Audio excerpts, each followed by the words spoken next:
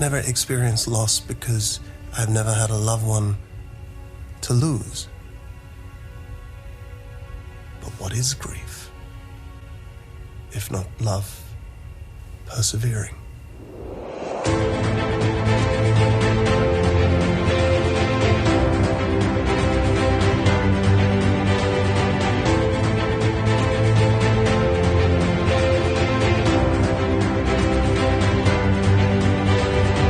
Hello and welcome back to A Stark Contrast, where we discuss the differences and similarities from Marvel Comics to their MCU counterparts. And we are your hosts, Geoffrey and Dai. Hello. Hello. Welcome back. Hello. It's like very New Zealander, Australian. Hello, mate. What's up, Jeff? How are you? Is that offensive? I don't know. No, I hope not. I am good. I am tired. I'm actually kind of tired. Another weekend of Geoffrey's adventures. It's always like me gallivanting out there. Living your life, friend. You're just living your life. I mean, as we're recording this, it is the premiere of Eternals tonight. You hear that deep sigh? Sad. I wish we were there. We were kind of placing bets because, after the Black Widow premiere, I was just kind of like, oh, I can't wait. Here on out, Geoffrey and I are going to get to go to every single fan event and premiere that there is. We had high hopes. And then the Shang-Chi one came around and I was like, sick. We're going to get invited to this premiere for sure. And then we didn't see a premiere invite at all. We got the fan event, which is another thing. That's with a screening, sorry. Oh, yeah. Which is great. It's not the premiere. And then I was like, don't worry, buddy. We'll get it for Eternals. And nothing came in. Sad. So we are recording on this Monday, Eternals premiere. Angelina Jolie is off being wonderful somewhere that I am not in the proximity of. I am sad. I feel the same way about Gemma Chan. All of them, right? All of them. Every single one of them. I'm just like, Kit Harington, if you're there, my heart is breaking. Kumail Nanjiani, baby. Where are you? All of them. My gosh. So we're reluctantly not watching that in lieu of recording this episode, which is, it's all good. We're going to see the film. I have tickets for the fan event that Geoffrey can't come to. That was so... we're going to get into our character today, but oh my God. Just one thing after another for this movie. Oh my God. Dai texted me, and she just texted me 2 tickets oh my gosh. to the special Eternals fan event premiere or whatever it was. El Capitan. In LA, yeah. And I'm just like, oh, this is so great. Sick. Because you were like, we got to do the fan event next time. And I was so mad I wasn't able to make it. Or we did it. We weren't able to get 2 for us, but you went with your friend, but we couldn't get it for us. Yeah. And I was like, gonna get the next one. For sure I'm gonna make the next one. And it's Eternals, yes. Yeah. And then I saw the dates on the ticket that Dai bought, and I was just like, Dai, I'm in New York that day. I have never felt so much just deep sigh. And I have to admit, at first I was like, what? Wait, you're joking, right? Wait, what? Wait, oh no. And I just heard the no. Oh, the Darth Vader. Because Dai knew I was going to New York, yeah. but I didn't know the date. She didn't know the dates, and I was like, the one day that I'm literally not here.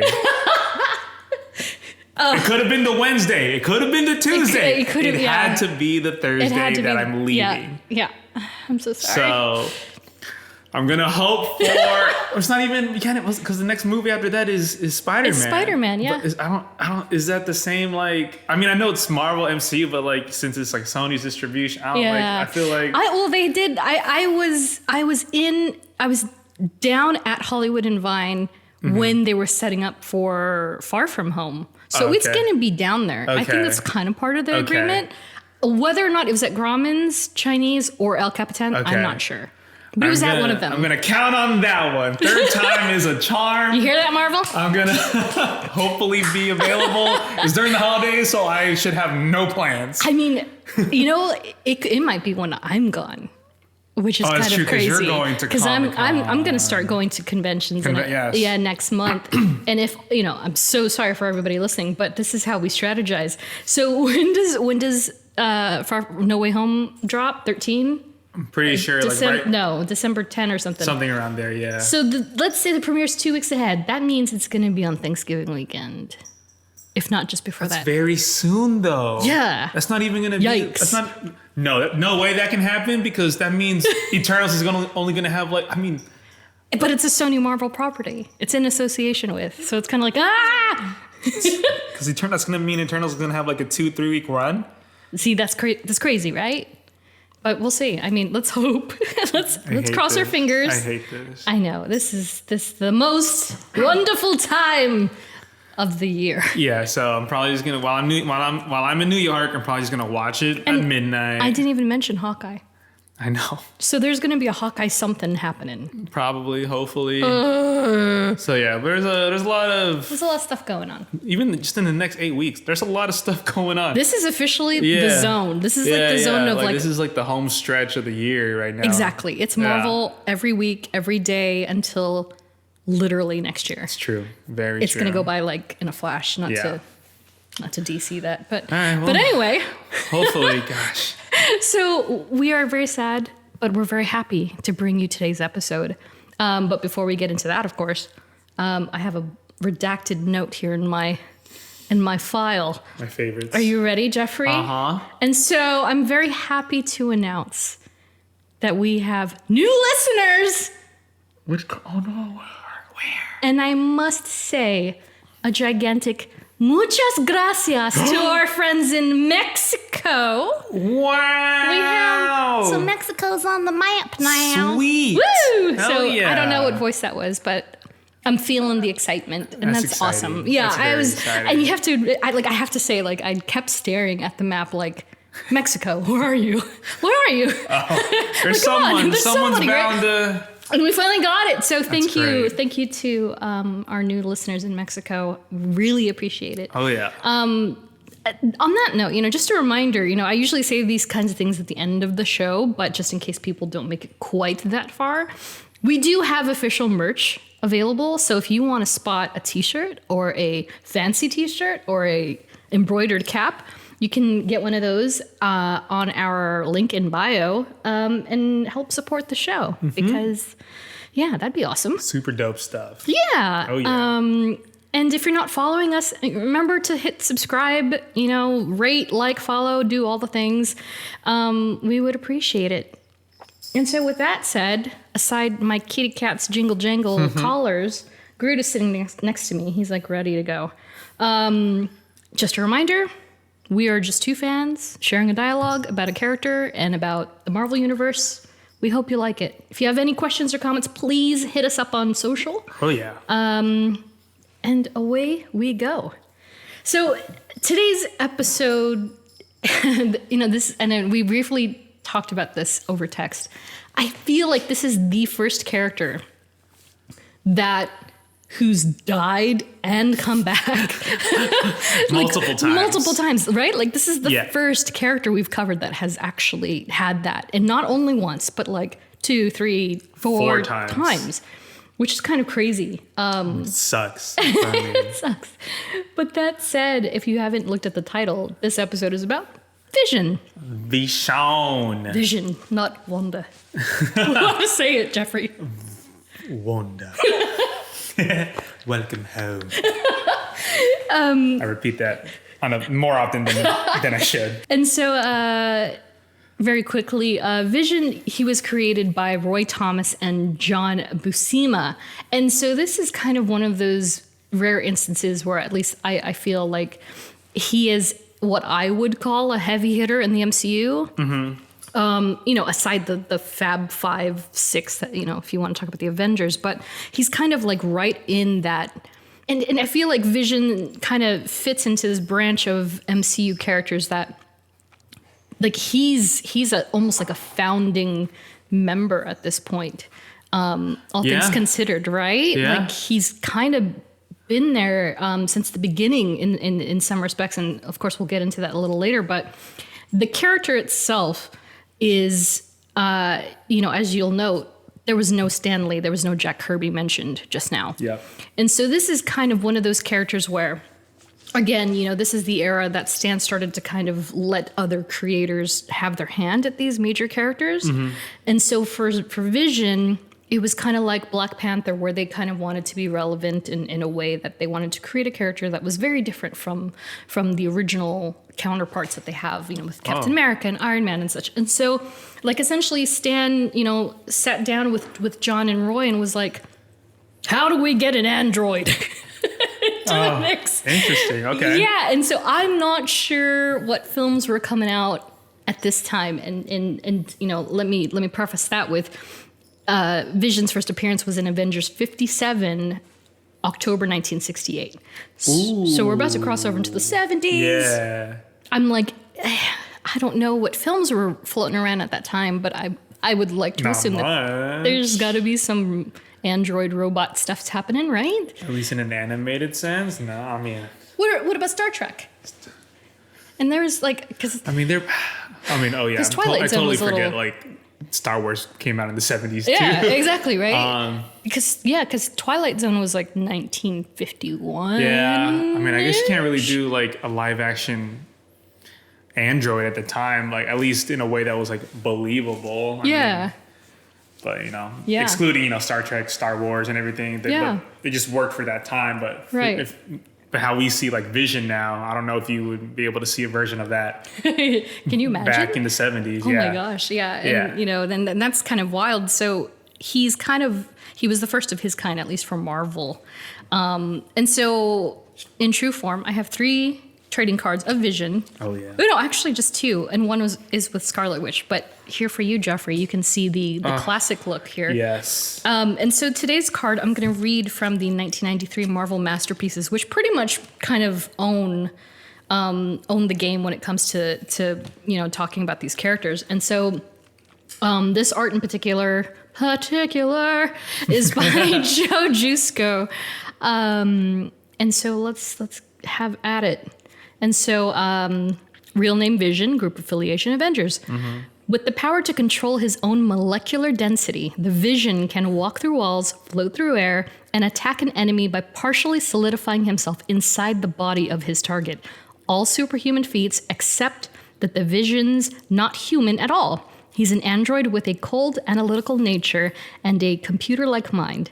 But that hasn't stopped him from becoming one of the most trusted members of Earth's mightiest superhero team, the Avengers. Hell yeah. So that's Vision. And you'll note here, and I'll post this on Instagram and social, but his suit, right off the bat, is very different. And we'll talk about this later in aesthetics, but compared to his MCU counterpart, comic book is not vastly different. He's quite different. Yeah. Right? He's got, you look at him at first sight and you're like, yeah, that's Vision. But then you look at him.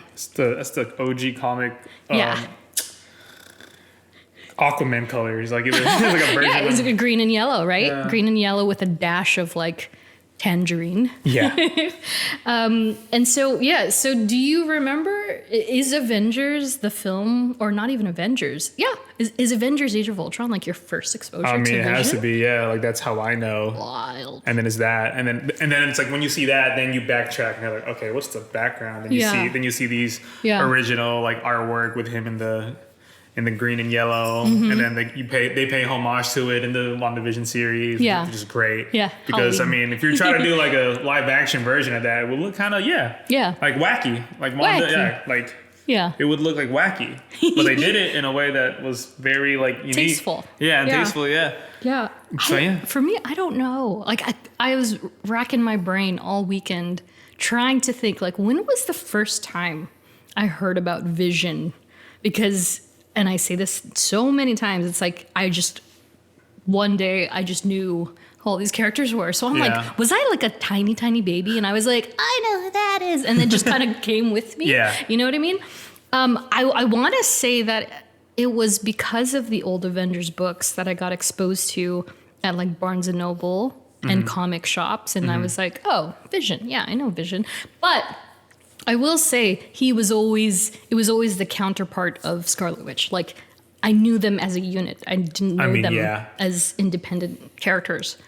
And I want to say maybe it might even, I maybe even got to know him better through the cartoons, and it might have been Iron Man or Fantastic Four if he was in either of those. I honestly couldn't remember. But yeah, he's always been there for me.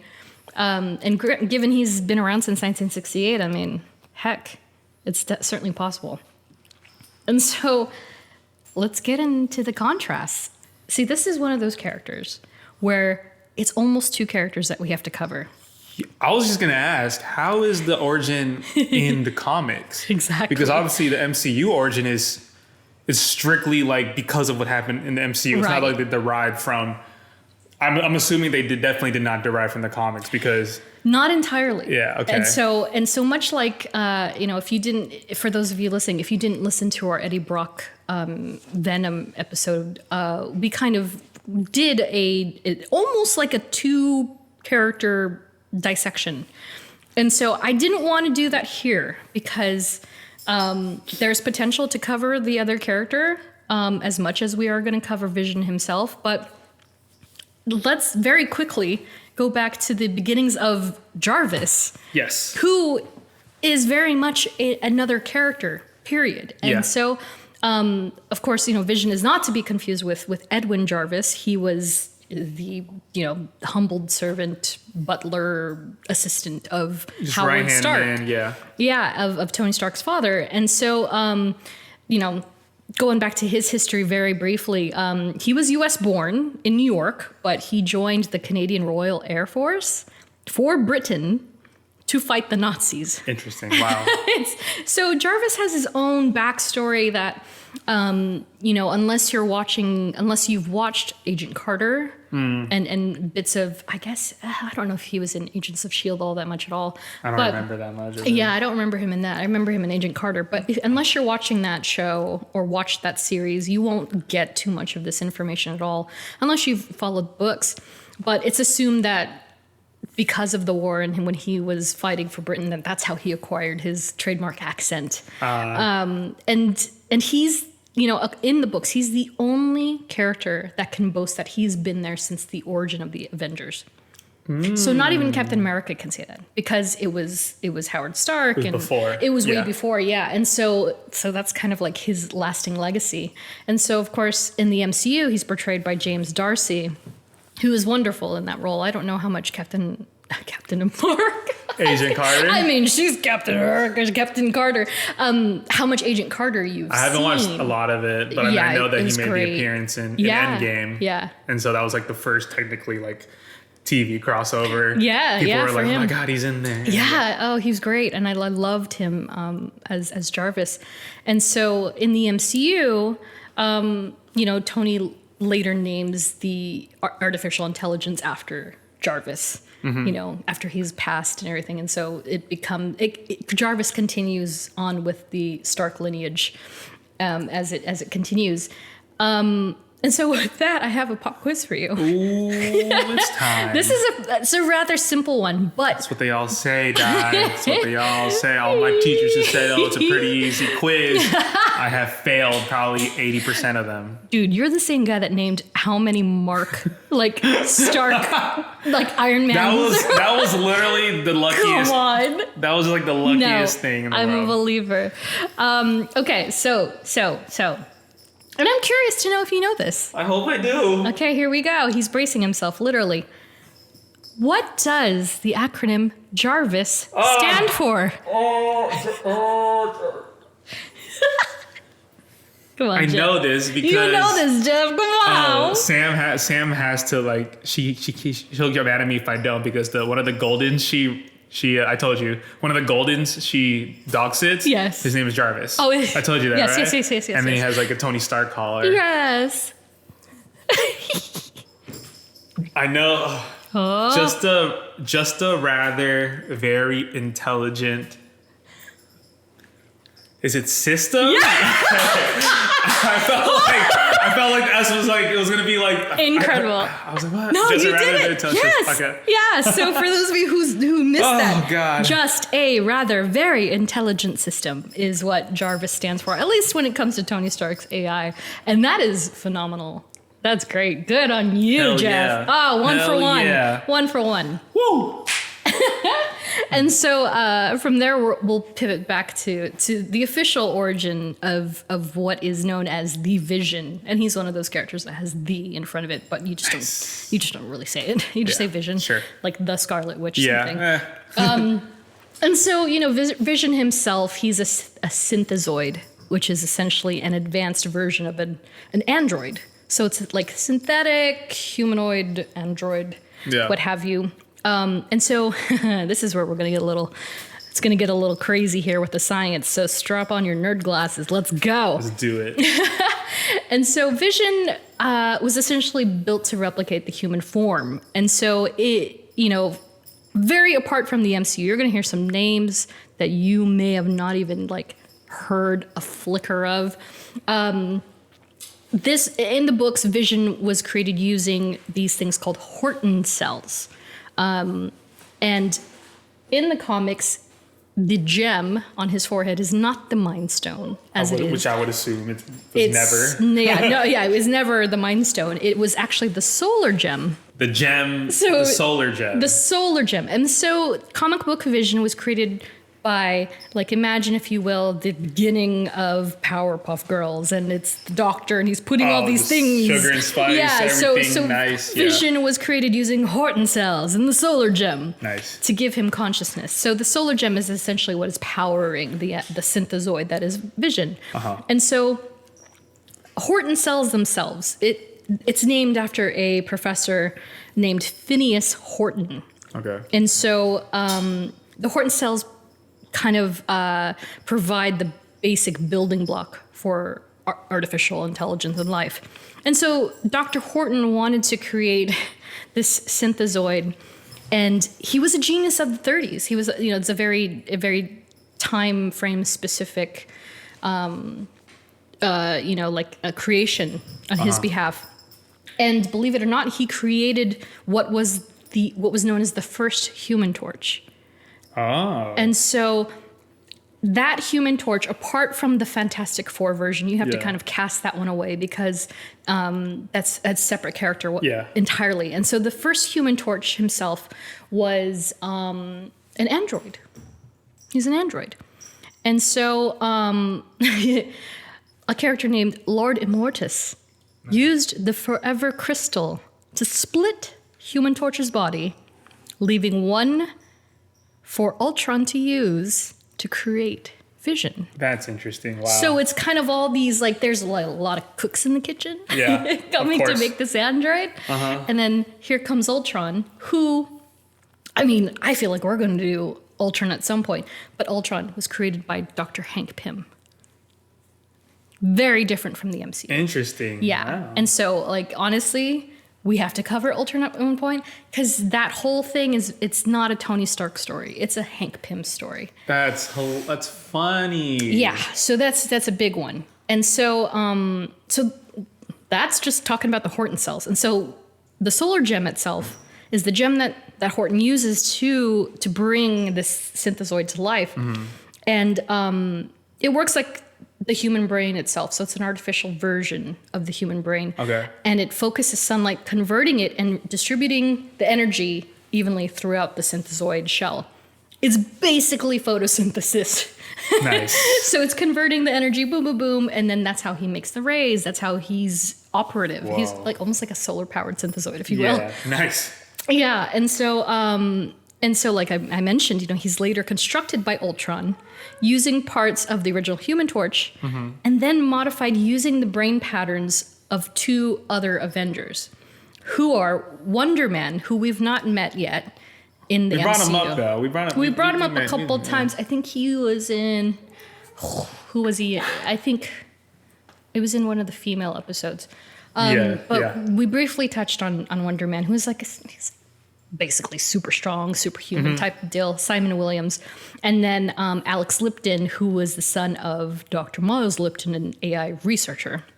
So they Frankensteined him. Yeah. They were like, let's take equal parts of this person and this person, all the attributes, And, inevitably, similar to MCU Vision, he eventually turned on his creator, who is Ultron, and he was like, I'm going to go with the Avengers now. And he goes with the Avengers. Yeah, that's big, man. Yeah. And so, I mean, that right there, and that's a brief version of that. You know what I mean? That's where they kind of like meet. Like it's different origin stories, but that's where they kind of like meet in the middle of like still having like being part of the original comic story, but then also like, okay, let's make it MCU relevant. Right. Yeah. Because you can tell like, okay, they were, you know, and we're about to talk about this, like, you know, instead of the Horton cells and then instead of the solar gem, it's the cradle, the vibranium cradle and the Mind Stone.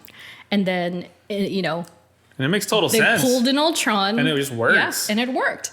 And so, speaking of MCU, he is so wonderfully portrayed by Paul Bettany, who first voiced Jar-V-I S. The legend. The AI. Yes, Legendary. exactly. Legendary. First voiced the AI and then played Vision. And, you know, I looked up the whole mention of, you know, Geoffrey told me the story. Yep. About Paul's career, and he didn't know that even voicing Jar-V-I.S was even going to propel into Vision. Like he didn't know. He had no idea that was what was awaiting him. And so why don't you tell the story? Because I think it's fantastic. No, yeah. So I remember Paul Bettany has also said this story in multiple pressers, whether it was for Infinity War, or I think. He was on a call with his agent, and/or he was at his agent's office already. Oh no, he was somewhere. He gets a call from his agent. He goes to the street, takes the call. His agent tells him, look, I don't know if we're going to work in this business ever again. Like, I don't know. Like, I don't know if there's anything out for you. I don't know what year this was. But then after his agent told him that, they hung up. He was like, dang, that's tough. He was like, he was sad about it. He was like, wow. Crazy, because he's like a phenomenal actor. Yeah. You know, if you think about his, and I couldn't name more than like 2 movies off the top of my head, but everything that I have seen him in. I mean, I know him from astounding. I know him from Da Vinci Code. Yeah, exactly. And that movie came out in 2002. How does somebody from Da Vinci Code then go, "You'll never work in this town again"? That movie came out, like I said, early 2000s. Yeah. So I mean, and then he started playing Jar-V-I.S in 2008. Yeah. So it's like, so he's been through it. So I don't know. Yeah. I don't know if he was doing indie films a lot in between or doing blockbuster. Yeah. And then so he hung up the phone with his agent. Moped about it a little bit. He gets a call from Joss Whedon. And he was like, hey, do you want to play the Vision? And then he was just like, and I remember he said, Paul Bettany said in an interview, he was like, yes, I would love to. He hung up. And then he was like, F you. And to the agent. To his agent, yeah. And which, I mean, who could blame him? Yeah. That's incredible. And then from then on, when he got the Vision role, I mean, he's just, he's just known. Yeah. You know him as the Vision. I feel like, correct me if I'm wrong, but I feel like, and it's part of the Marvel effect. Yeah. It's not just the bod that all of these actors most of them end up, getting through training, but also it kind of sends everybody through this really awesome, they all get jobs. It propels you, jobs. They instantly propel them. It's almost like the Harry Potter effect. Yeah. Like those three, even though some of them don't act anymore or do it as often anymore, but it's because of that. It doesn't matter. They know what they can do. They have the recognition. Yes. Yeah. So that's crazy. Bless him, because he's awesome. Thank God. And then he got his own show. And then he's probably going to get a season 2 or at least a couple more films as that character, and who knows. And so Vision in the MCU, he's again, he's very similar. He's comprised of synthezoid physiology, which are the vibranium and the synthetic organisms. And so in the MCU, and I'm kind of annoyed that they have not brought back this character. But he's created by Dr. Helen Cho, who was the Korean doctor. I do love her. She is fantastic. I know, she's great, right? What do you know the actress's name? I don't know her name off the top of my head. But he's, created by Helen Cho and the Regeneration Cradle. Yes, Regeneration Cradle. Right, and the Under Ultron. Ultron, yeah. Let me see. Claudia Kim is the actress's name. Nice. And so, so that's essentially the base of his creation. and we see that in Age of Ultron, which was in 2015, written and directed by Joss Whedon. A fun fact for you about Helen Cho. So Helen Cho, she's got a little more prominence in the comic books than we see in the MCU. Really? Yes. Nice. Because in the comics, she is the mother of Amadeus Cho, who is known as the totally awesome Hulk. Whoa. There's a Korean Hulk. Oh, totally awesome instead of incredible. Yes. Wow. And so he's a younger, Asian-based Hulk that is very similar to the traditional Hulk we know. Yeah. So I wonder if somewhere Helen Cho might come back. They have the new Young Avengers, what have you, if they don't use Teddy Altman, who is Hulkling. They have room to use Totally Awesome Hulk, who is Amadeus. And so that would be cool. That'd be crazy. I mean, yeah. So it's there. It's there. Wow. She's there. She's got a reason. That's crazy. Because, who knows? They could weave that story in very easily. Yeah. I mean, from my perspective, I feel like that's a shoo-in. Yeah. I mean, with the She-Hulk coming in, exactly. too, it's like, who knows how many others there can be. And, and fans of the Hulk, himself are always like, oh, I want to see Planet Hulk. I want to see Planet Hulk. And I mean, they've got enough Hulks in place in multiverse. They could do it if they want to. But there's that weird thing with Universal and the usages for Bruce Banner. Is it Bruce Banner only? Yeah, you know what I'm saying? So they could get around it if they really wanted to. I think Marvel has a lot of pull now. They can pretty much do whatever. I know, like I said, right? the multiverse thing can just open up so many options. Oh, it's so crazy. And so the first time we see Vision in the MCU is that epic scene in Age of Ultron where he does that reverse flip out of the cradle and he's like poised like the thinking man. Yeah. On top of that thing. And I remember thinking like, holy shit. That was like the coolest thing. Because that was a pretty epic entrance. I just thought from the get-go, and I almost wish they didn't. This is another instance where I wish they didn't reveal so much about the character before the film had hit. Because I just think purely based on aesthetics and knowing Paul Bettany's acting chops, made for such an awesome pairing that I was like, oh, I wish they let me just have that on my own in the movie, but to see the close-ups of his contacts and the cape. Was that in the trailer? I don't know that it was in the trailer, but I just remember seeing maybe character posters or something.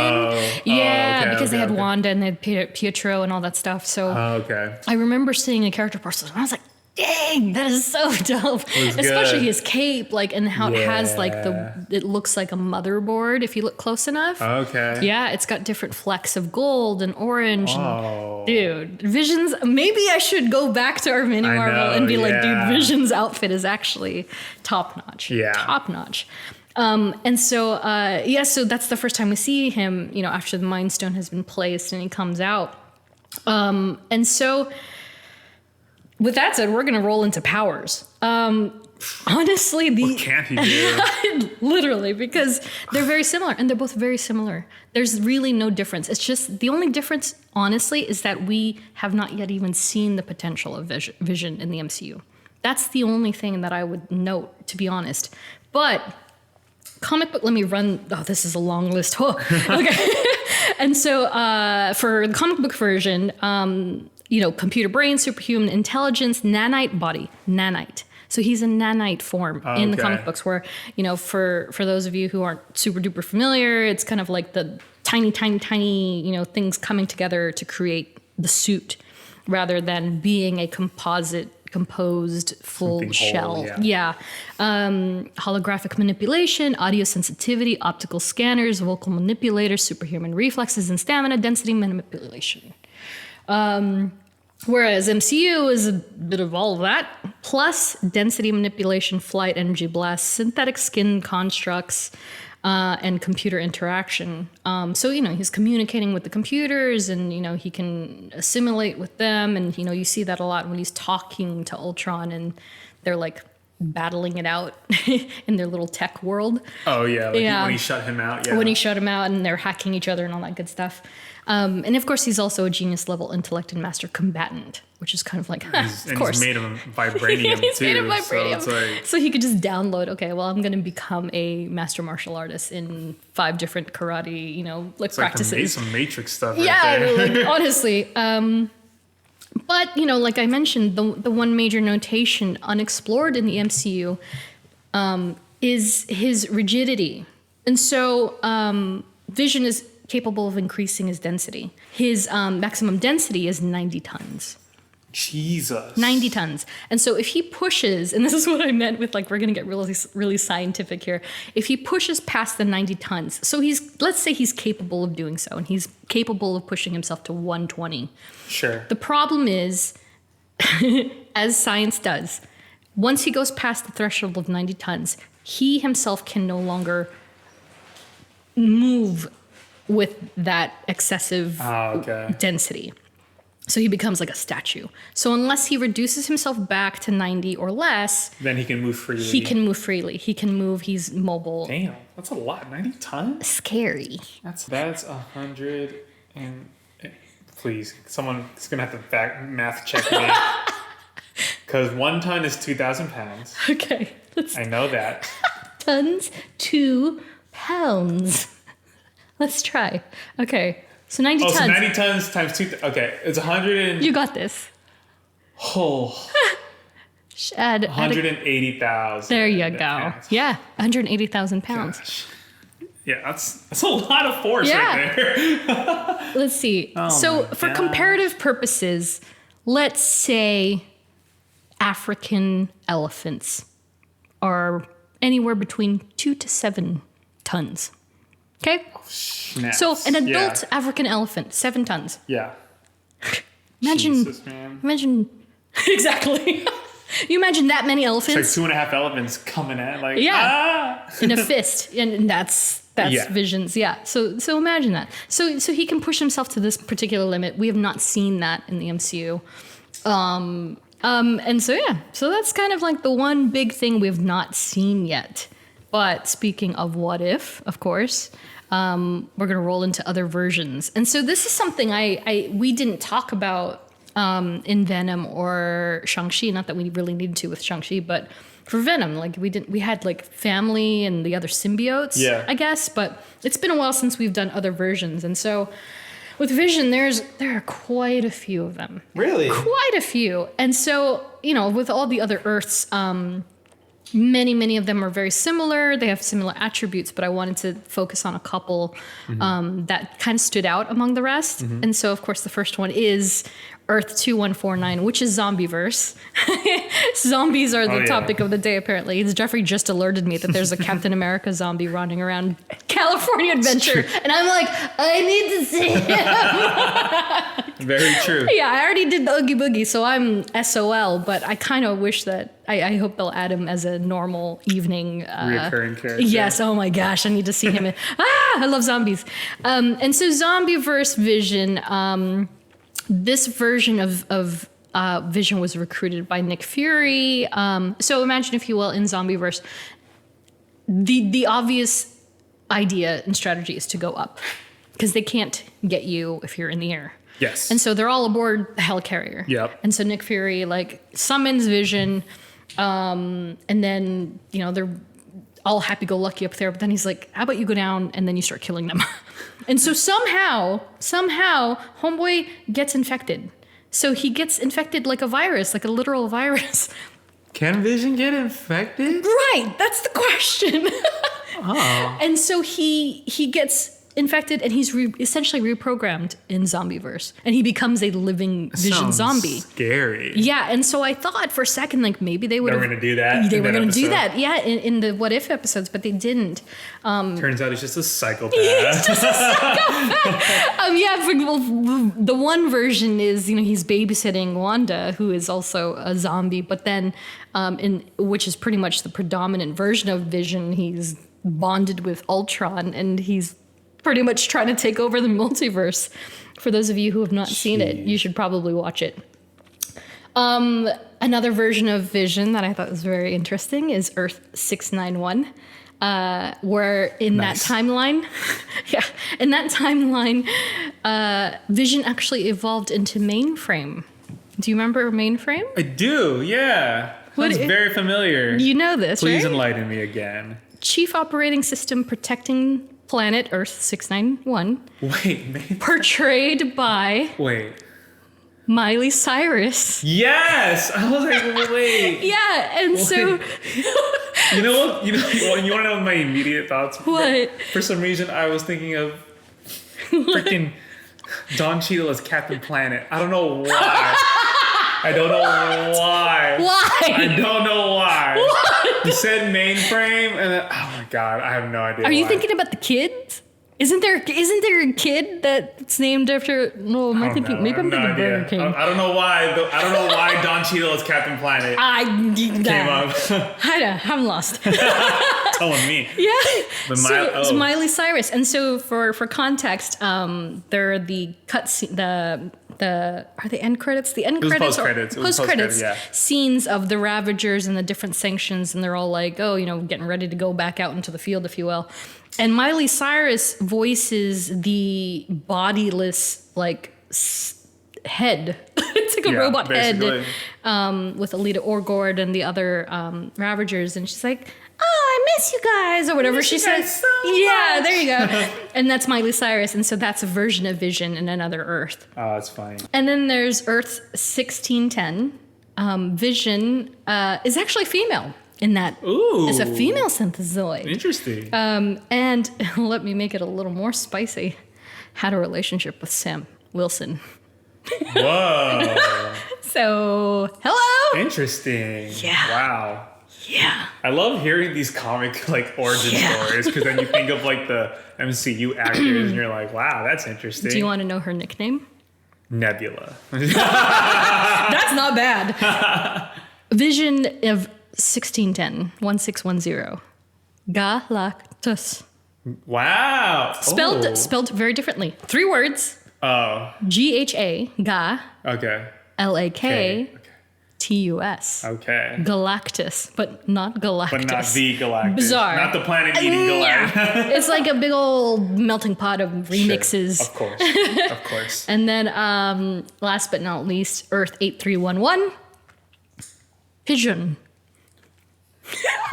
Geoffrey's I thought you said the bird pigeon. No, I did. Oh, you did? Pigeon is the pigeon. anthropomorphic equivalent of Vision that resides in the same Earth as Peter Porker, Spider-Ham. His name is Pigeon. Sounds like a freaking Pokemon. Pidgeotto.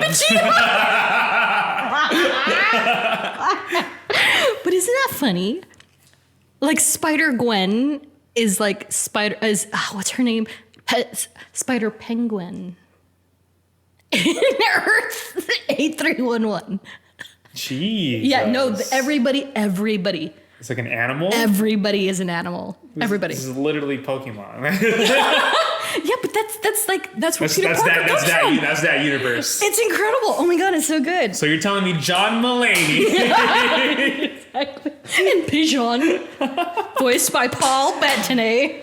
Can you imagine Paul Bettany's voice on a pigeon? That's not the reason my hand is wet.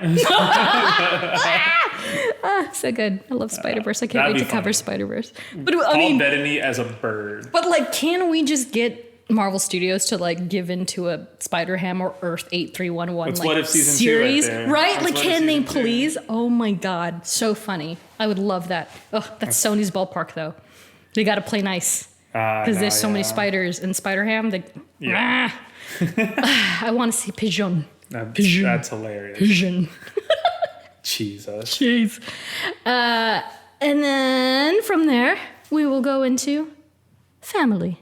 So here's some more interesting stuff for you.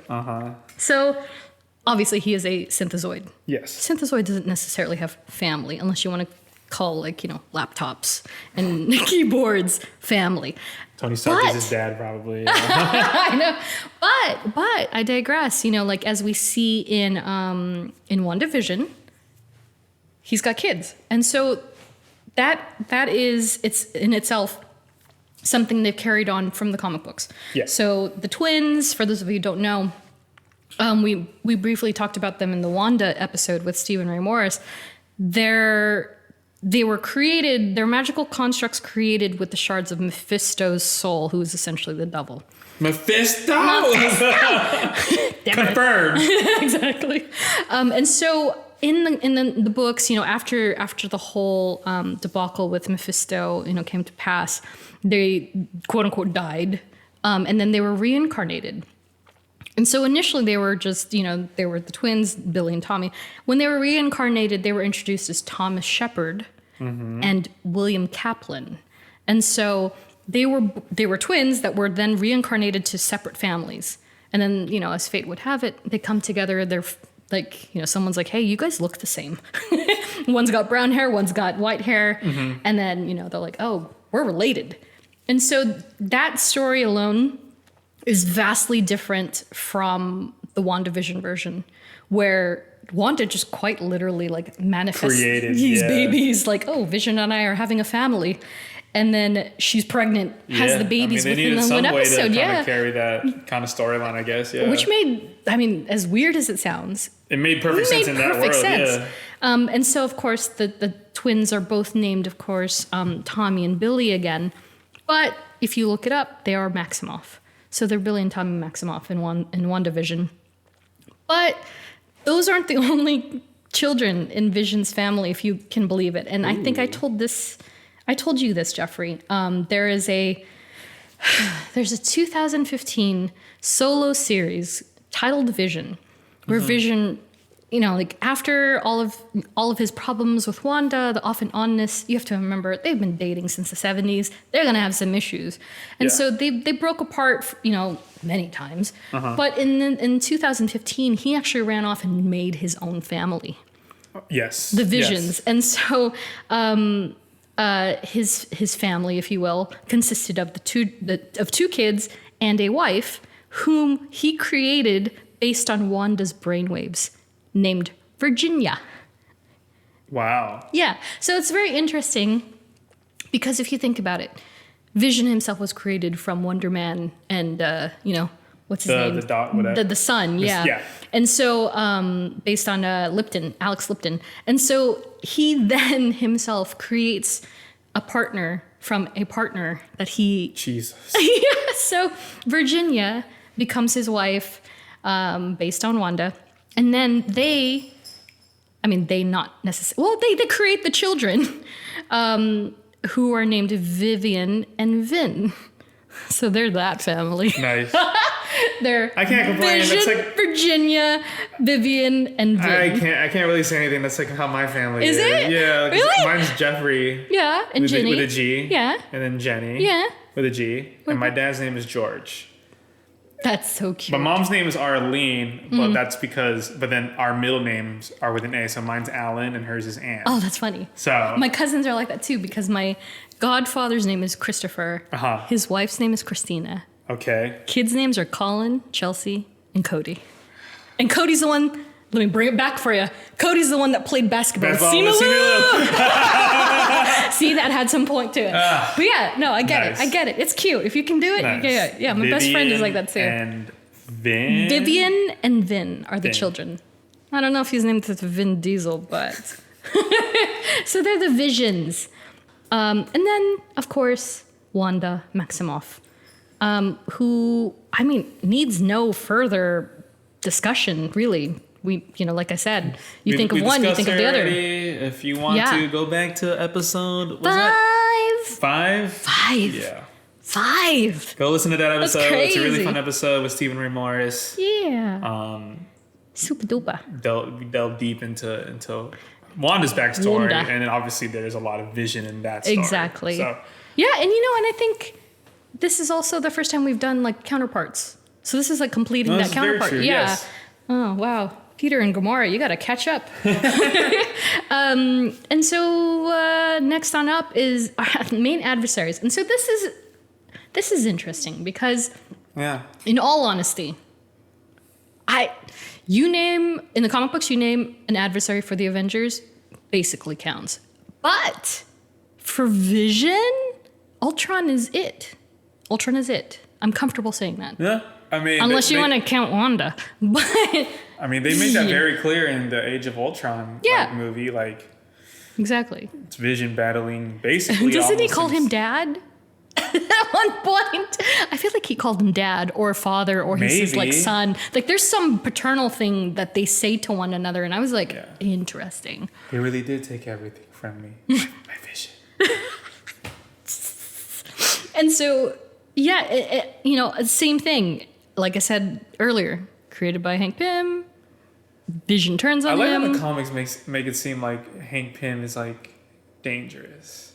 Well, he is. Yeah, he is. And that's how they did it too in What If. In What If. No, and I'm like, and that's what I appreciated about it, because I was like, dude, this is Hank Pym. He's dark. This is a quick tangent, but I remember like seeing all the What If episodes. Like, I think there was like a string of them where it was just strictly like just dark. It's dark. And it all happened to be like Hank Pym was at the center of it. Yeah. And I was just like, I remember texting Dad. I was like, yo, Hank Pym's kind of fucked up. Like, this guy's dark. Like, and he is, because he's not like Michael Douglas. Like, you know, he's like not rosy cheeked. No. Then you watch the Ant-Man movies. You're like, jerk. Oh, he's great. He's a jerk. Like, you know, I mean, not to stray too far off the topic, but like Hank and Janet didn't have a great. So funny. Like, he's an abusive husband. Yeah, he's bad. A drinking problem. Well, I mean, you can't really sell that in a live action exactly, movie, you can't. So. And it's all like they just kind of like, maybe they'd had it and they just didn't talk about it because they're older now. I'm like, oh, it's like, sure.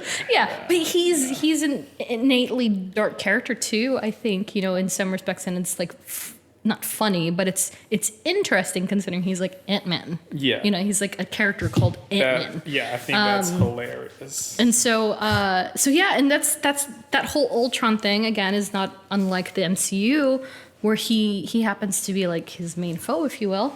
And then, of course, Thanos, which is, again, he's everybody's problem. So he's, by proxy, he's Vision's problem. But, of course, we're introduced in WandaVision to White Vision. Yeah, I was I remember when I first saw that, I saw that post-credit scene, and I was just like, I have no idea who this is. I was legitimately, I was just like, what is this? Like, who is this? Yeah. And then I went on Twitter, like I always do, because I'm a nerd and I crave information. Yeah. Everyone was talking about, like, you know, just like, oh my God, White Vision. Oh my God, White Vision. Mm-hmm. And so I immediately, obviously, Googled it. Yeah. And then I just like, this character is dark. Like, this character takes a turn. Yeah, he is the complete polar opposite of the MCU version of Vision that we know. Mm-hmm. And I was just like, and then you see it in the following episode of just how dark and visceral White Vision is, and you're like, oh. Yeah. And then he just flows off because he now has MCU Vision's memories. Yeah. And now you're like, whoa. Like, where'd he go? What's going to happen? They left that branch open. So exactly. And so, you know, he has a proper name, which is, you know, in the show, they show it on the screens. If you're looking closely to the computers that Sword has set up in the tents, it's called Project Cataract. Yes. Cataract. Yes. Which is like cheeky. Let's be real. Vision, cataract. Nice. It goes hand in hand. Retina, really? Yeah, exactly. It didn't fly. It didn't roll off the tongue as finally. And so, you know, his specifics in the show, his date of birth is like November 2023. So it kind of gives you some perspective of the timeline as far as that goes. And so this MCU counterpart has traces of chaos magic. So once again, it's like a version of... Right, because it is powered by... Yes. Yeah, and so it's once again introducing this idea that there is a vision shell or something, and a synthezoid that then is like sparked to life with something. These are like the two most powerful heroes. Yeah. But they have the most... deepest of traumas. Oh yeah, like absolutely. Jesus Christ. Tumultuous. I was telling Dai this. I was like, Vision's the most powerful. Probably, if you think about it, he's the most powerful. He's top three. Easily. Easily top three. Especially the MCU version because he is made of vibranium. And he's died 4 times. And he's come back and shot. Oh my gosh. Yeah, and so it's like, so this cataract version has the traces of chaos magic. So you think of, oh God, he's got Vision's memories, Vision's like capabilities for all intents and purposes. And then chaos magic on top of it. Now, can he do anything with that? We don't know. Hopefully we find out sooner than later. I know. In Doctor Strange Multiverse of which has just been delayed to May 2022 for those of you who haven't heard. We will see. Yeah. But, you know, of course, they have this very powerful scene in the series that so many people talk about. And it's like the metaphysics of identity with the ship of Thesis. I thought that scene was amazing. I thought it was pretty great. I mean, and given what we've discussed about this character already, it makes perfect sense. Yeah. Because, you know, it's based off the Western philosophy between Plato and Heraclitus. I can't say it. I'm keeping that. I don't want to say it incorrectly for obvious reasons, but Heraclitus. Heraclitus. I can't say it. Why can't I say it? Say it. It sounds like I'm saying erection. See? Anyhow, the ship of Thesis is also like, okay, well, you know, if you introduce new parts to an old foundation, yes. does that then... would it still be regarded as the original? The original ship of Thesis, or is it something completely brand new? Exactly. And so that's a very worthwhile question. Dude, I remember paying attention to that scene like so incredibly just like, I was like, rewound okay, what kind of a nudge is he dropping right now? And I was like, wow, that was very profound. Very profound. I rewound that scene like at least 5 times. I was like, does this make sense? And I was like, say that again. It does make sense. Yeah, it was incredible. I was like, say it again. No, say it again. Elaboration. And I was like, yeah, same, because that was pretty good. Good, right? So yeah, I mean, we've yet to see, you know, what more comes of this character. It's got to be something bigger. And now he is technically the only living version of Vision. Of Vision, yes. That exists at the moment. So, for that, I have a second pop quiz. I'm ready. I was waiting for it. Okay. All right. So you're 1 for 1. Let's make it 2 for 2. Ready? Yeah. Speaking of WandaVision, what commercial Easter egg shares its name with one of Wanda's nicknames for Vision in the comics? I know it was a really compound sentence. I'm so sorry. So you remember the commercials that were in WandaVision? No. No. Oh! So what is from the commercials that we see in WandaVision? There's a lot. Which of these commercials has a nickname that Wanda actually calls Viz in the comic books? In the comic books? Mm-hmm. Wow. Okay. No. Okay. Let me say it's not in an exact pool, but it's a very easy giveaway. Okay. Well, the first one was a Tony Stark toaster. Okay. Second one was, I believe, the soap. The third one, oh no. When was the next? Was it the third one? You're doing them in order. I love this. The fourth one, the fourth one was the watch, I think. Mm-hmm. Oh God, what was the name? No, is there multiple choice? Nope. Oh, I'm in shambles. I believe in you. I'm in pain. You can do this. Nexus. Why was the Nexus? Nexus is the only thing that's stuck in my head. Like Nexus. Is that your final answer? You're gonna be so mad. Nexus. I'm gonna be distracted with Marvel finally tweeting a picture of Angelina Jolie while you think about your answer. What was the shark one? I don't think that was it though. Come on, Jeff. I don't. That was like the first series. That was okay. That was like so many months ago. You're gonna be so mad. But I would have. I should know it though. Okay. I have a screenshot from the comic book for you. No, I'm gonna be so mad. Okay. Here's the nickname that Wanda calls Vision in the comic books. You're a damn toaster! Damn it! I literally said it! It was the first commercial. Wanda often refers to Vision as a toaster. You're a damn toaster! It literally said it. Literally. It's okay, buddy. 1 for 2. You got 50%. You still got time to pull through. So I will post this this panel. It's from the Vision series once again. And yeah, she calls him a toaster. How messed up is that? And I believe Tony Stark, and I think I said this before, Tony calls him a microwave. They all call him appliances. It's messed up. Maybe that's what the commercial was. His it was just like a homage to the comics. Honestly, that's how I took it. People were like, "Oh, there's a deeper meaning. Oh, the jewel is red," and I was like, "Bro, she calls him a toaster." That's why there's a toaster commercial. That's funny. So from that, we're gonna venture onto a very interesting topic. Oh, I can't wait for your response to a couple of these love interests. Because, I mean, right? Okay, again. He's a synthezoid. He's a toaster. So, here we go. Okay, you ready? Okay. So I'm going to start with a couple of throwaways. Sure. They're just like whatevers, okay? Jocasta. There's this humanoid created by Ultron. Her name is Jocasta. Okay. Cool. Another fling for Vision? Mantis. Whoa. But I will say she's very different in the comics. Very, very different. Not naive, not like super Reserved, duper. yeah. No, she's not like that at all. Okay. Which was actually a big criticism that Jim Starlin had when seeing Guardians 2. He was like, that's not Mantis. So fair enough. But this one, I can't wait for your action. Cassie Lang.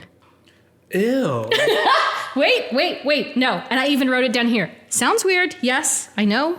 This is more or less a different version of Vision. Sure. Okay. Let's just go with that. Who went by Jonas. Okay. Created, once again, from the brain waves of someone else. Mm-hmm. In this specific Vision, created from the brain waves of Iron Lad, a.k.a. Nathaniel Richards of Earth 6311. Okay. Nathaniel Richards. King the Conqueror. Oh, damn. I keep forgetting these real last names. I'm so used to the superhero names. But King the Conqueror. Yeah. Funky, right? My but he's gosh. younger. Yeah. So you got to think new Avengers. That's a powerful Jesus. Yes, exactly. So will they touch on that? I don't know. Like I said, anything is possible at this point. Anything is possible. Carol Danvers. Okay. Yeah, I mean, two most powerful Avengers, sure. Wanda was going for Wonder Man, okay. which is again funny considering his brainwaves it's were from Vision. Wonder Man, Yes, very strange. And so like Vision was like, "Hey, Wanda, do you mind if I date your friend since you're dating Wonder Man?" And she was like, "Yeah," and they were like, "Cool."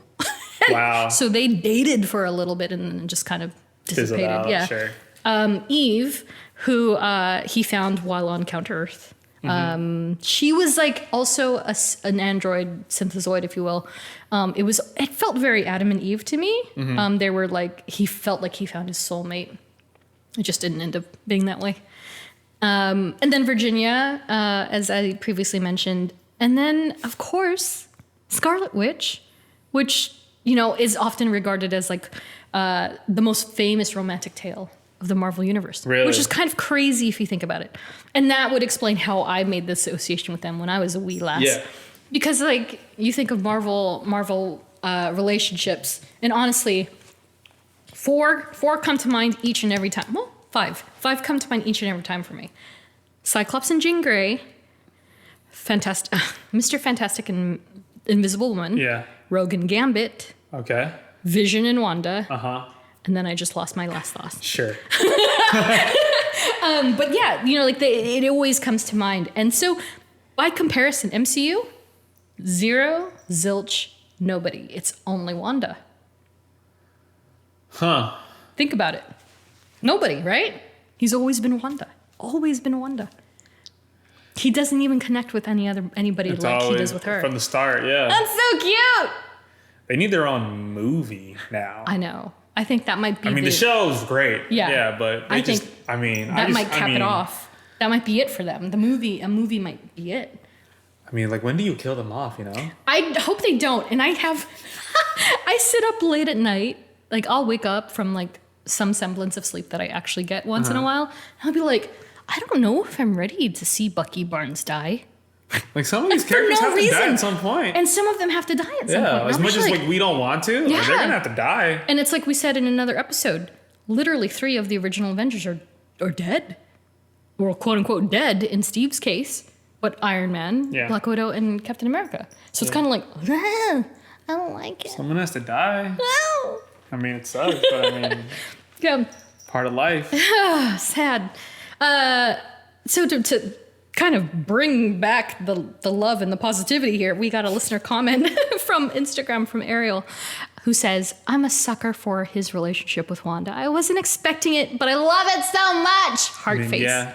And it's great. No, it's a lot less complicated if you believe it than the comic books. But I think that Paul and Lizzie really embody the chemistry that these characters have. And they really wanted to establish that relationship in Age of Ultron too, like with the puppet crush scene. Like, that's true. It was such a small, like, probably like, why the hell would they show this? Because it's just exposition. It's like, well, they're trying to set up Wanda and Vision for future and like for future, and it like it worked. It just worked. Loved it. Yeah. And then from there, we're gonna talk about aesthetics. So it's kind of like we said at the top of the show, you know, you kind of look at the comic book version. And I know that when I first saw the MCU version, I immediately was like, the colors are wrong. But if you didn't know, you would just kind of go, okay, this guy is staring at me. Hi, Groot.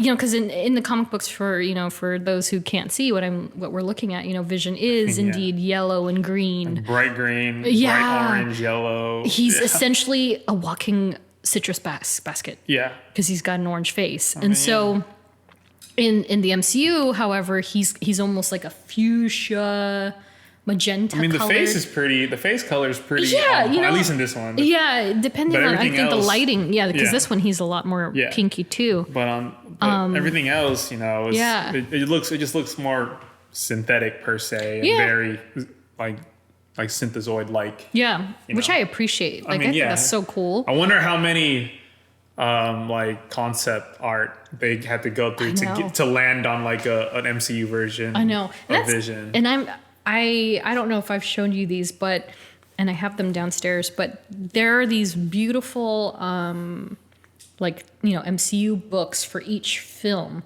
I don't know how far back they've done them, but they're done by the visual development team. So Andy Park and Ryan. Yeah, those guys. All of the minor ding. Yeah. And so I believe there's an Age of Ultron one, and I bet you there's a whole chapter just on Vision. I mean, yeah. And I've seen Andy Park post things, and he does them all the time, especially now, you know, with all the new stuff. And so he posted, what was the last one? I think he was posting Shang-Chi ones and somebody else. He was posting somebody else. But, oh, God, they must have gone through tons and tons. Since this is the with first discoloration, too. Since this is the first on-screen live-action version of Vision, they're like, well, they probably did like try to do these colors, but then I'm pretty sure early in the process they're like, this is not going to work on screen. Yeah, no, exactly. And that's what I was going to say, because like the color contrast too, and you have to think of like, okay, well, what's complementary of red? And so you think of like Magneto, for instance,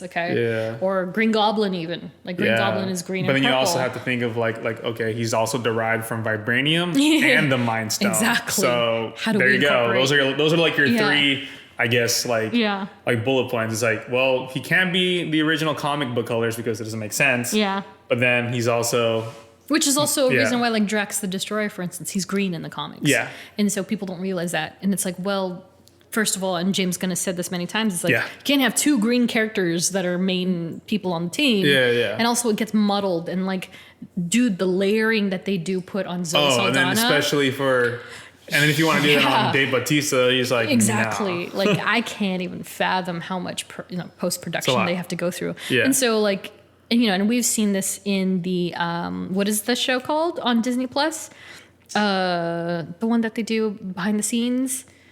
Oh, Marvel, not Assembled. No. No, is it Assembled? It's Assembled, no? I think that's the one that, that's the Assembled one is basically just like a background summary of the characters. Yeah. Are you sure?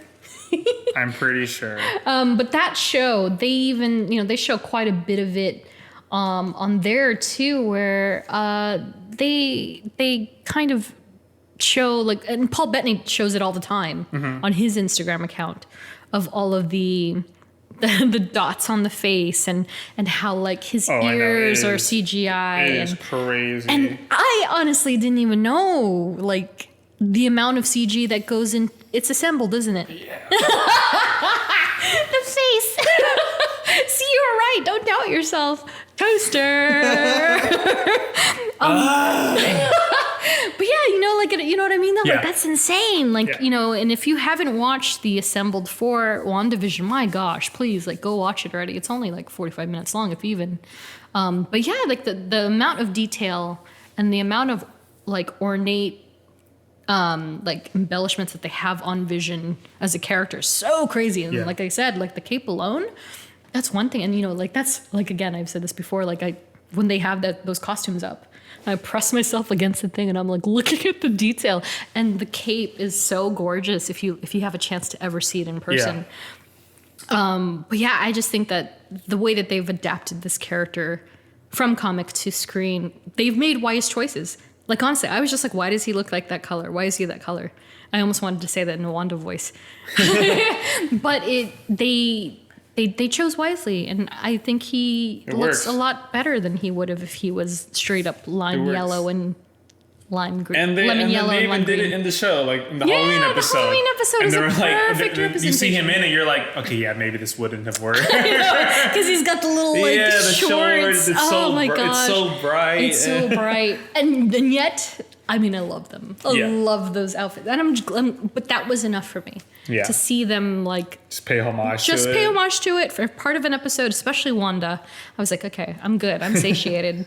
And so from there, almost was. I think this might be another cop out. I'm like, there's no one else. Nobody could do it. Nobody could do it. No one else. That voice is so distinct. Yeah. Because then you try to think of, okay, well, who has such an impressionable voice that doesn't necessarily have to be British. But it does help. It does help. There's a certain sophistication to that. You know what I mean? I don't know. I off the top, I couldn't tell you. Nor could I. I mean, like, you think of iconic voices, for instance. Like, could you imagine a Morgan Freeman J.A.R.V.I.S? Exactly. Like, no. Like, it's funny to think back because my friend that's stationed in Hawaii, his text message notification is when he gets a text message. Yeah. His phone says, "You have a message, sir." And I'm just like, nice. But you don't imagine anyone else except Paul Bettany. Yeah. That's it. No, I couldn't do it. Even as Vision.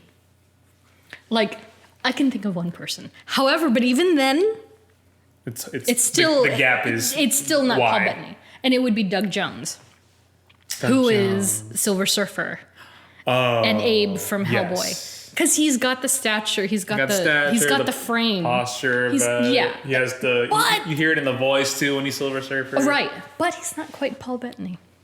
Not quite. No one is.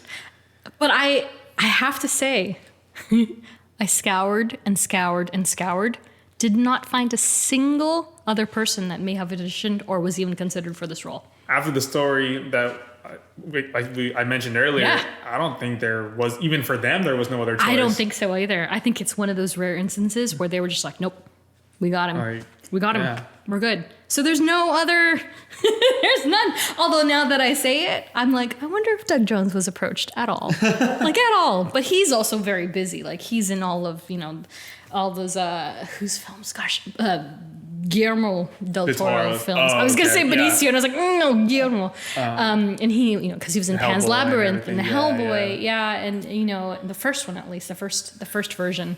But he's still very relevant in horror and sci-fi. So, I mean, it could have been an instance where he was just busy that time. But because Paul Bettany was also already the voice, and he is an actor, it made sense. It made sense. That path made sense. Oh my gosh, if they hadn't casted him, that's why I'm kind of like, yo, are they ever gonna bring Sharon in or Karen and like have it be Jennifer Connelly? That Oh my would be God. like, yeah. What if they did the Vision? Ah, here we go. What if they did the Visions and Jennifer Connelly played Virginia. Virginia. Hey, man. And their children played the children. I think, now I think about it, like having Paul Bettany play Vision, even if it wasn't like even if it wasn't him or whatever, like I think no matter what Age of Ultron, J.A.R.V.I.S was going to become the Vision at some point. It was maybe they did think about like, damn, who should we cast as the Vision? But then you're like, well, J.A.R.V.I.S, we're basically taking J.A.R.V.I.S AI and putting it into this body. Why don't we just ask the actor who plays? Can you imagine J.A.R.V.I.S? that round table? They're just sitting around Like, and who futzing can- around yeah. and being like, okay, so what are the ideas? What are the ideas? How do we bring the Vision to life? And Yeah. then they're just like putting these ideas together. And then like the minute that they think, oh my gosh, Paul Bettany, let's call him right now. Yeah. Dang! That's like, crazy. And I feel like that was early enough. I mean, I say early enough, quote unquote, in the game that they still had room to play. Like it wasn't full. I can't imagine that Feige had it planned out. Yeah, no way. By then, That you know has what to I be mean? one of those things where it's like, okay, so we have to put J.A.R.V.I.S into Ultron. Yeah. Or into Vision. Yeah. How do we do that? Who can do that? Mm-hmm. And then you're like, wow. Yeah. Someone was probably like, damn. How about we just take the actor who plays J.A.R.V.I.S and put him on screen? Oh my god. Maybe. So cool. Yeah. So cool. But- Yeah, and so I have one last pop quiz for you. 1 for 2. You're half. So this is your 66%. this is it, okay? Oh man. I'm kind of messed up for putting this one because even I didn't know. But I do remember knowing it, like really paying attention to it when I saw it. But you have a better memory when it comes to these things. I know. So You're we'll really see. setting me up right here. All right, here we go, friend. Oh no. In WandaVision, Yes. where does Vision work? It's a computing company. Oh no. It's a computing company! And that's all I remember! my god! Narm! I have my hoodie pulled over my head because you're so close. It's a computing company! It's the toaster all over again. You're right there, bud. Come on. I don't know the official name, but it's a computing company! For those of you listening at home, we both have our shirts over our heads. I hate this! Oh my god, why aren't we live streaming? Come on, you got this. I can't even think of it. Oh. Come on. Something computation. Right? So mad. You're gonna be so mad. I hate that. Okay. Something computation. Jeffrey. No, I don't want to know anymore. Hear my Wanda voice coming out. Jeffrey. Oh, okay. Jeffrey. Yeah. The right answer Okay. is Computational Services Inc. It's CSI. It's literally CSI. And that's what I remember seeing. I was like, computation. Yeah, that's all I remember is computation. Computational Services Yeah, Inc. that's all I remember. CSI. Don't know if that's like a little Easter egg or not, but I mean, I could do you one better. Do you remember the street address? The street address? Yeah. No. Okay, so I got this little tidbit off of the internet. I don't remember who I stole it from, but the street address. This is a fun little tidbit. It's a little bit of a stretch to me, but I'm gonna say it anyway. So the street address for Computational Services Inc., where Viz works in WandaVision, the street address is 103, and so this website was like, perhaps in reference to Avengers number 103, 1972, where Quicksilver rescues Scarlet Witch after she's kidnapped by the Sentinels, which has nothing to do with WandaVision. Sure. So I'm kind of like, why would that even... I don't buy it, but that's just me. So anyway, you got half of it right. I would be like, I don't know, a computer place. Like I would have said a computer place. Computational Services Inc. CSI. So there you go. That's your next party trick. Oh my gosh. And with that, that's the end of that show. Oh my gosh. That episode. Wow. Of course, some suggested reading for those of you who are curious to learn more about our favorite synthezoid. Of course, classic Avengers, go for it. I mean, it's a lot. There's a lot. But it's great. It's good stuff. I personally like Silver Age. But like I mentioned before, the Vision series itself in 2015, written by Tom King. Hey ho, Tom King! Art by Gabriel Hernandez Huerta, who's phenomenal. Colors by Jordi Belair. She's colored me a couple of times in the Nightwing and DC Comics. Nice. And cover artist Mike Del Mundo, who I love. He's amazing. And so this is the series that I mentioned in the Wanda episode where where he's like surrounded by like multiple Wandas, and there's this really rough issue somewhere in the middle. I want to say 5, 6 or 9. Incredible series. You got to read it. There's a reason why. Like, I feel like Tom King's series is really what catapulted this character. They were, of course, aligning it. 2015, same year Age of Ultron came out. So they were bringing relevance to the character, but I feel like this series, and it won so many awards, is really what kind of steered him into mainstream even further. So please go read it. It's great. You won't regret it. So yeah, thanks for listening. Also, we need some character study suggestions. Yes. So Geoffrey and I were reviewing our calendar coming up for the next 2 years. And so we were, aligning, we're trying to align with MCU. But, come 2022, we've got some open spaces. So if there's somebody that you really want us to cover. Or if there's different, episodes or shows you want us to do that aren't character studies. Yeah. And you want us to switch up, the pace a little bit. That'd be dope.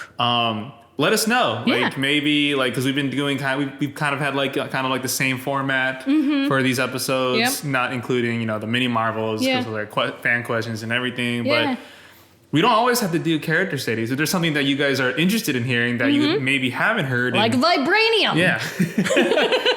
If there's son of Vibranium or if there's something Dormelage. or just a different a segment that you wouldn't mind hearing based on the personalities of Dai and I. Let us know. I don't know what that laugh if was. you want to just do one whole episode of Dai literally asking me questions. Oh my God. A whole pop quiz. Oh my God. I mean, it doesn't have to be an hour and a half episode usually. It'll just be 20 minutes of Dai just 15-minute lightning round. Let's go. Just of every single MCU that would be movie. Amazing. Oh my God. If you guys want to hear that, let us know. Can we do that? I mean, I'm totally fine with that. Yes. I know every single movie. That's great. By heart. Every MCU movie. MCU movie. How's your Venom? By heart. It's fresh. Yes. It's fresh. It's fresh. So that would be phenomenal. Yeah. So if there's any other segments you want to hear that maybe aren't a character study, maybe, or it ties into a character study that you would like to hear Dai and I do, let us know in the comments. Yeah. Just any suggestions. We are very open. Yeah. Because our year is pretty much set. 2022 is all up to you. So let's go. Yeah. I mean, we're not also when it comes to shows and reviews, we're not really a review movie show. There are tons of those. There's tons of those that you can get those. But if there's maybe an episode and or a specific movie you would like to hear Dai and I's take on, let us know. We'll do that too. But like we said, we are not a review place. There are thousands of other channels to listen to for that who are amazing at that. Exactly. But let us know. We are very open to anything you guys say. Leave us questions, comments, praise us if you want. I mean, no, it's fine. Whatever. I'll take a praise. Praise or two wouldn't hurt. And that said, a We Are Groot salute to Claire, Joliz, Melanie, Jenny, Ed, Robin, and Andrew for their Patreon patron goodness. And so again, that tier we're going to expand. Those were limited before. We're going to open it up very, very soon, I promise. And stay tuned for our announcements on social. And you can find us on social at STRKCNTRST. Just type in a stark contrast. I promise we will come up. And it's not another Game of Thrones podcast. And again, as I mentioned at the top of the show, if you like what you hear or you just want to support us, support the nerdy cause, we appreciate it in any form. If you want to become a Patreon patron or you want to retweet or share or follow, all the good things. And that's it. Thank you guys so much. Thank you, Geoffrey. Thank you, Dai. Wanda. Thank you, Wanda. And we will see you guys in the next one. See ya. Bye. Bye.